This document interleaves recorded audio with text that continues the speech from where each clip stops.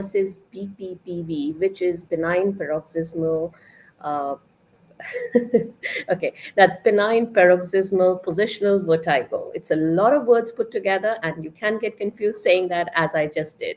So let's understand the key differences between these two conditions. For executive moms who are balancing careers and young children, experiencing dizziness can be particularly worrisome.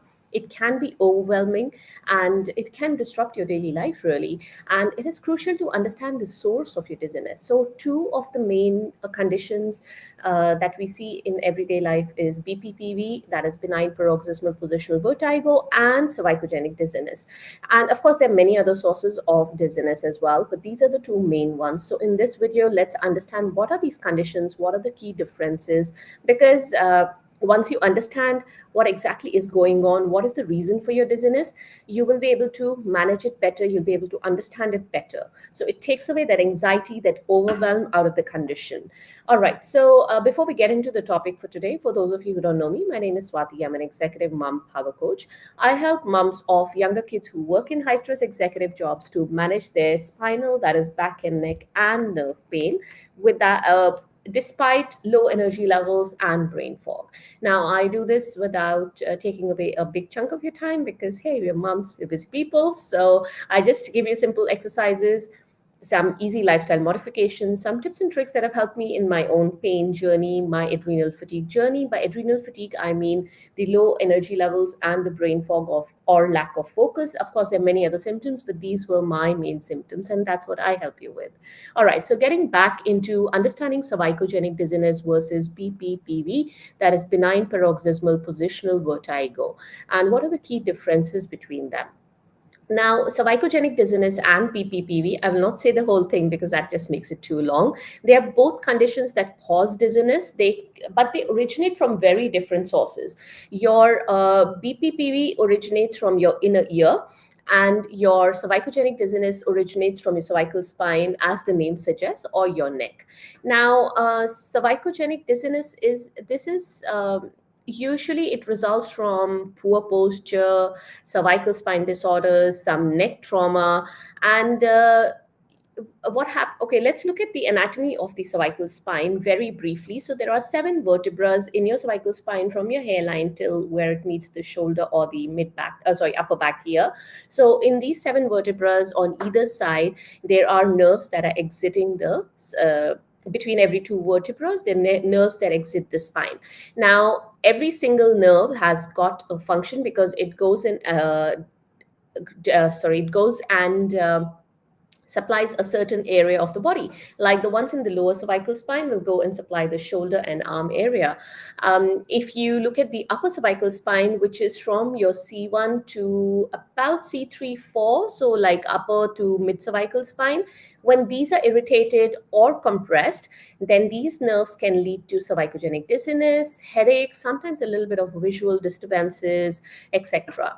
Now, looking at cervicogenic dizziness, of course, it is very variable. You can have neck stiffness, muscle spasm, along with your dizziness. Now, let's look at BPPV. Now, what happens with BPPV is that you have these semicircular canals inside your inner ears. So when you look at both your inner ears, they both have a set of semicircular canals, and these semicircular canals have these hair-like projections inside them, on top of which you have these crystals. So they're mostly calcium particles. You call them the crystals, and they call the otoconia in medical language. So if your doctor ever refers to it, you know what he's talking about. So when these calcium particles get dislodged from those hair-like structures, they go float in that semicircular canal. Now, the function of the semicircular canal is, let me give you a simple example. If I tilt my head to this side, the fluid in the canal moves in such a way, there are 3 set of canals, so it moves in these canals in such a way that my brain gets the signal that I am tilting my head to the right side. Then my brain is going to send signals to my body. It's going to tell the muscles on my left side to contract so that I bring my neck back into a neutral position. So when you are falling down, when you are on a roller coaster, these semicircular canals are the one that are helping you with all the balance and coordination and all the signals that are going into the nerve, into the brain. Of course, there are nerves in all around your legs. Suppose you're falling down, around your leg muscles that are sending signals as well. But your semicircular canals play a very important role in your balance and any problem with these semicircular canals, such as when your otoconia get released into the semicircular canal, they can lead to this false sense of your head moving and your body moving in space, and that can lead to dizziness. However, this is very different, as you see, from what happens when your nerves are irritated in your cervical spine. So, if you're looking for more details on what is cervicogenic dizziness, I've done a couple of videos on YouTube on this. So you can go to YouTube, have a look at my channel, and or you can just go to YouTube, type my name, Swati Prakash Dizziness, and these videos will pop up for you. Anyway, so the key differences between these two conditions are that, as I said, the BPPV is more to do with semicircular canals or inner ears, and your dizziness has got to do more with your neck. Now, usually, cervicogenic dizziness may persist or recur based on your neck movements or your posture. Suppose I'm looking down for a long period of time, or I sleep with my neck in this extended position where my nerves are getting irritated, then you can trigger your dizziness, right? However, when with the BPPV, it is brief but very intense spinning sensation that you get, right? So you see, it is slightly different from each other. Now, cervicogenic dizziness, as I said, may or may not be accompanied by muscle spasm. Usually with inner ear problems or BPPV, this is not the case.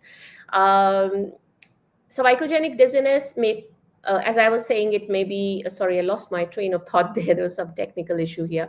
So cervicogenic dizziness may persist or recur based on your neck movements. However, BPPV can be, it's usually got to do with sudden movements of your head. Then you get the semicircular canals that are getting those distorted signals, and then you get the BPPV.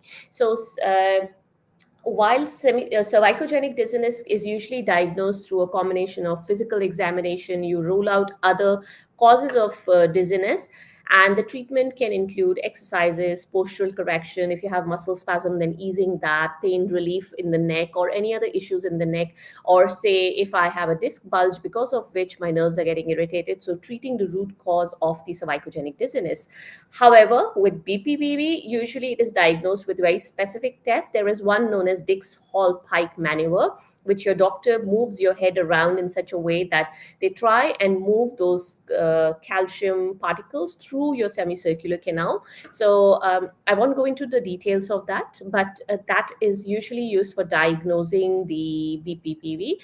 And of course, treatment is got to do with Epley's maneuver, where you are repositioning those crystals, getting them out of the semicircular canal, and this can have a lot of other things, like you have eye exercises, etc., balance work, and all that needs to be done if you have BPPV.